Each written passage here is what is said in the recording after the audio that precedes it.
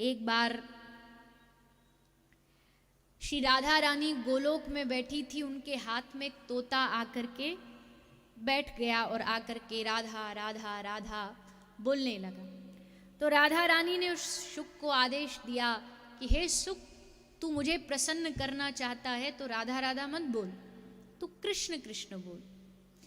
वो शुक उड़ करके राधा रानी के हाथ से भगवान कृष्ण के हाथ पर बैठ गया, जाके वहाँ कृष्ण कृष्ण कृष्ण बोलने लगा। ठाकुर जी बोले, अगर मुझे खुश करना चाहता है तो कृष्ण कृष्ण मत बोल, राधा राधा बोल।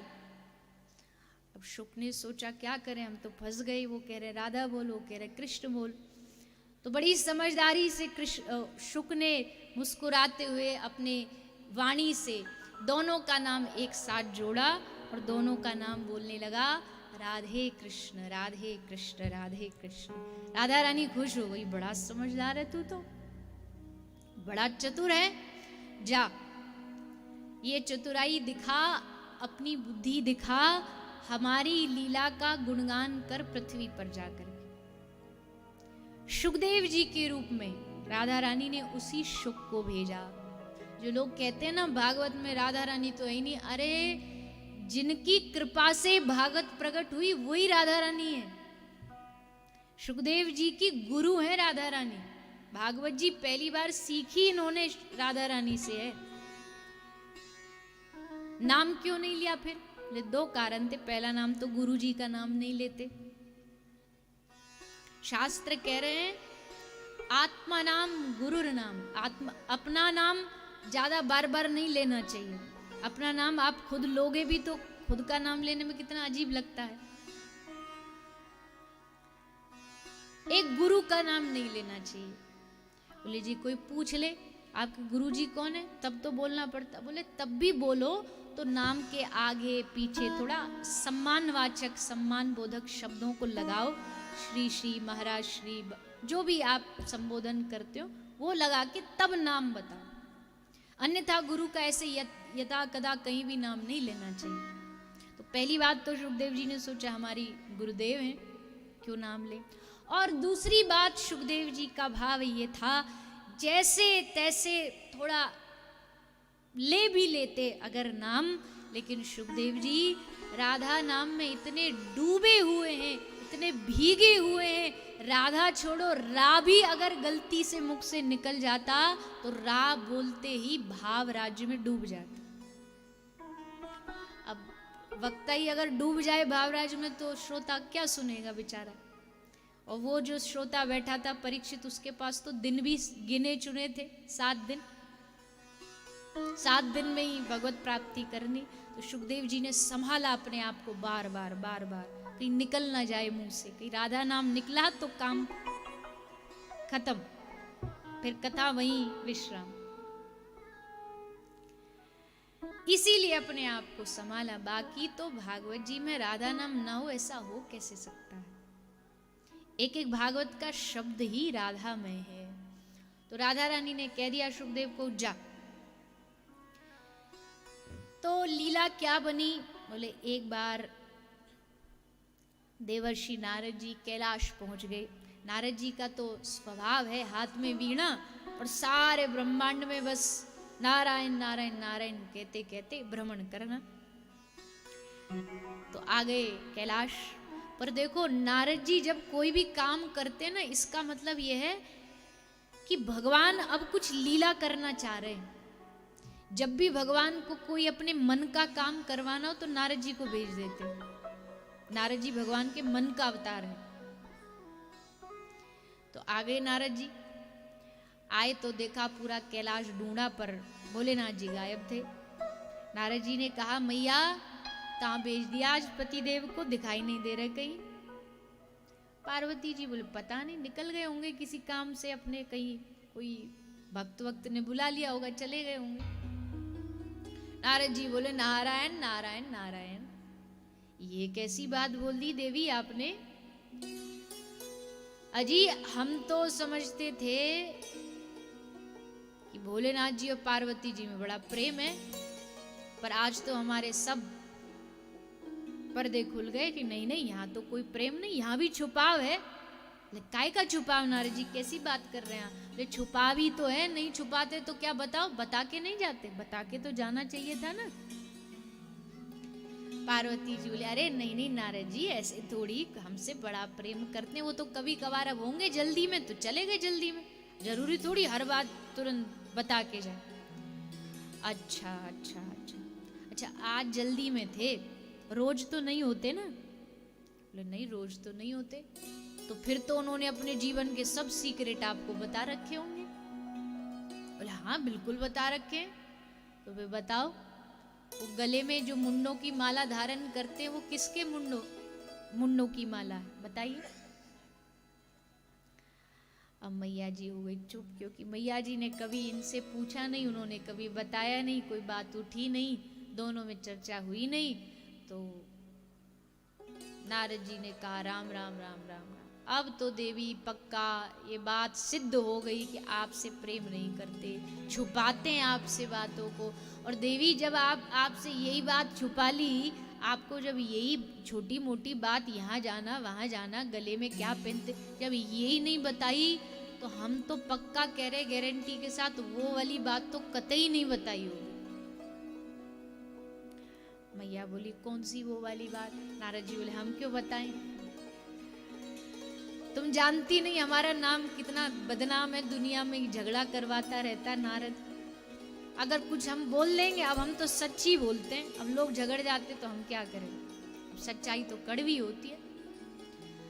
अरे नहीं नहीं नारद जी, आप तो बताओ तो सही, हमको उनकी बात पता ना हो ऐसे कैसे हो सकता है?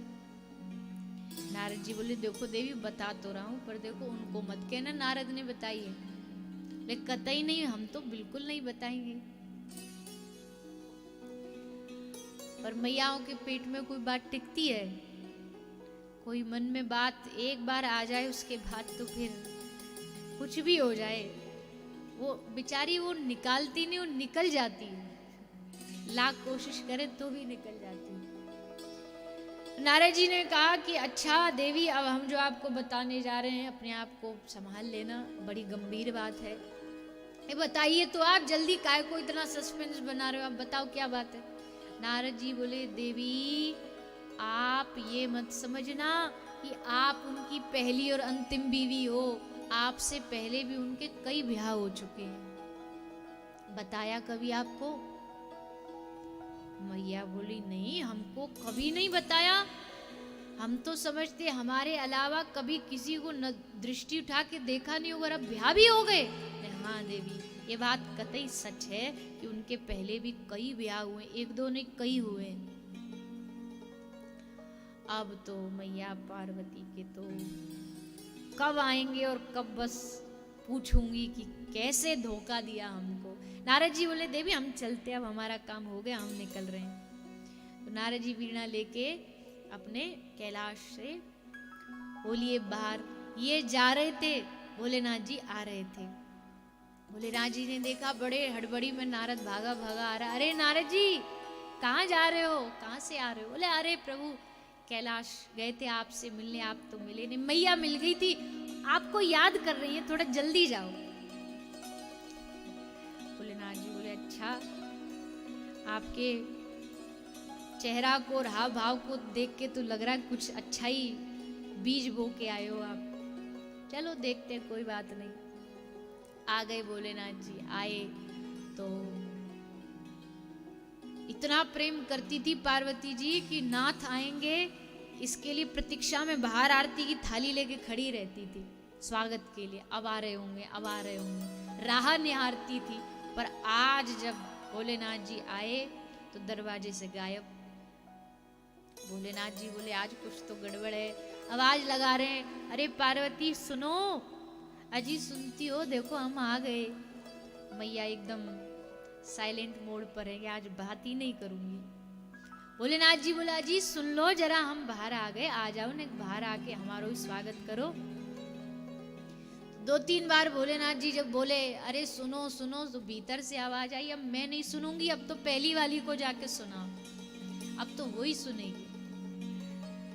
भोलेनाथ जी समझ गए मामला बड़ा सीरियस है, पहली दूसरी तक बात आ गई तो मामला तो गंभीर ही है।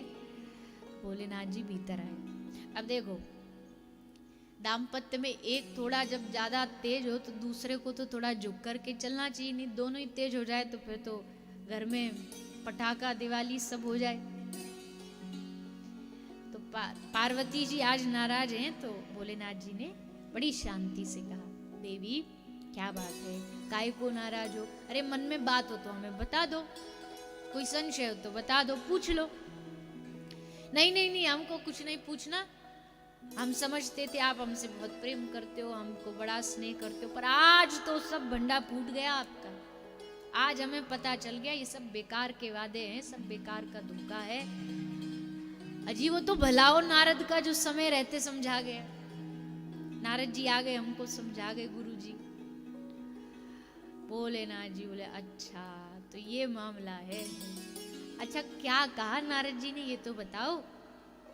नारद जी क्या कहते, अब ये बात तो हमारी आंखों देखी, आप कहीं जाते हो हमें बता के नहीं जाते, आप अब आपके जीवन में क्या चल रहा है हमें बताते नहीं, आपने गले में ये किसके सर धारण की हमें बताए नहीं। ओ प्रभु ये सब तो बाद की बात है, आपने इतनी बड़ी बात हमसे छुपाई, हमसे पहले आपने कितने ब्याह करे और हमें बताया तक नहीं।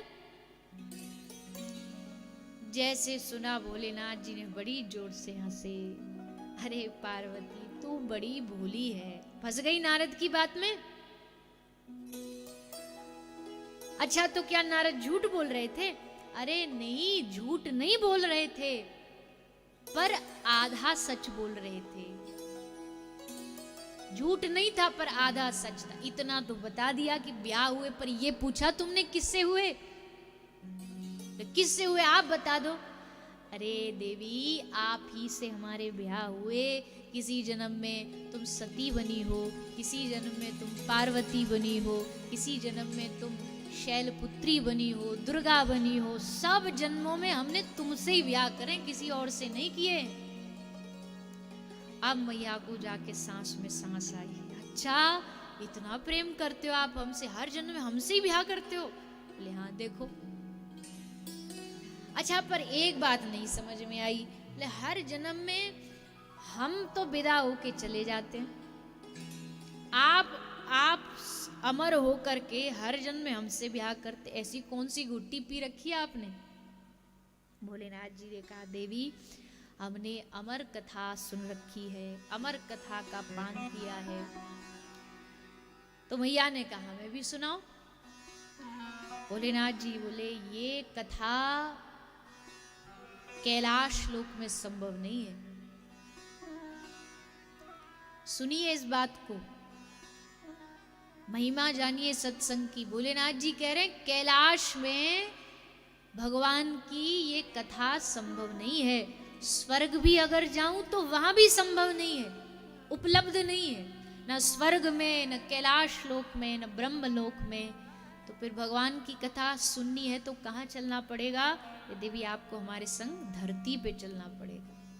केवल पृथ्वी लोक पर भगवान की कथा उपलब्ध है। श्रीमद् भागवत जी को श्रवण करना है तो तुमको पृथ्वी लोक पर चलना पड़ेगा। मैया बोली तो देर किस बात की, चलिए। मैया पार्वती को लेके भोलेनाथ जी आ गए पृथ्वी लोक में, अमरनाथ में अमर कथा सुनाना आरंभ कर दिया। लेकिन भोलेनाथ जी कह रहे देखो वक्ता एक है श्रोता भी एक है, और हम जब कथा कहते हैं ना तो आंख बंद करके कहते हैं।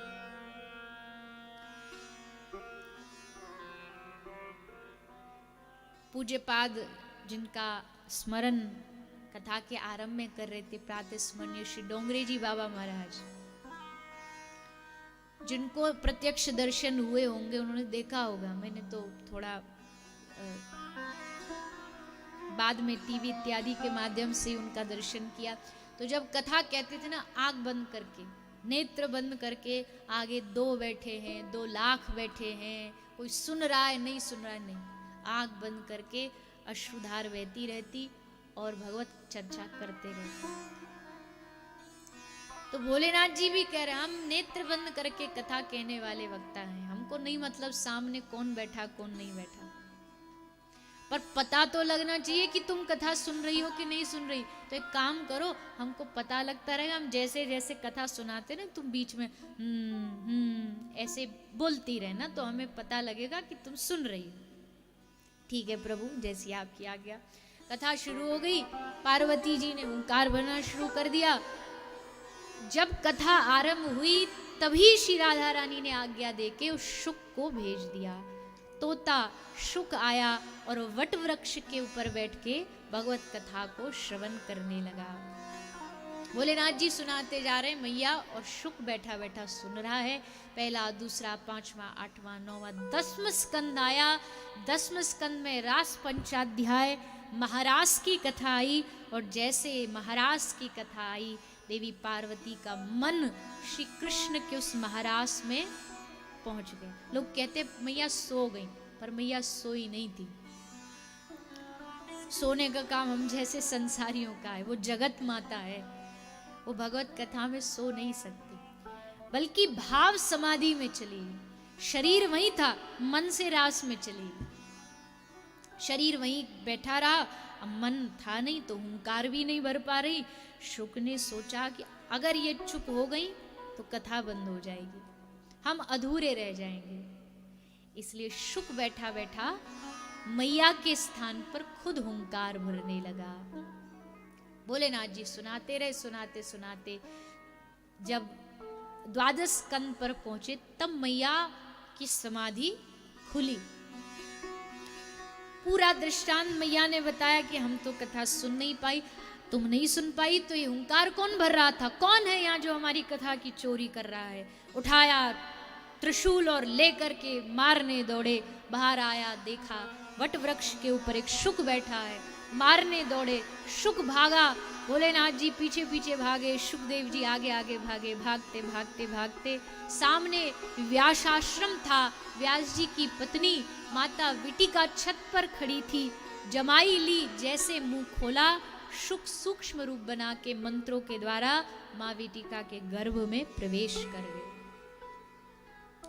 आए भोलेनाथ जी त्रिशूल लेके एकदम रुद्र रूप में, निकालो इस चोर को बाहर निकालो।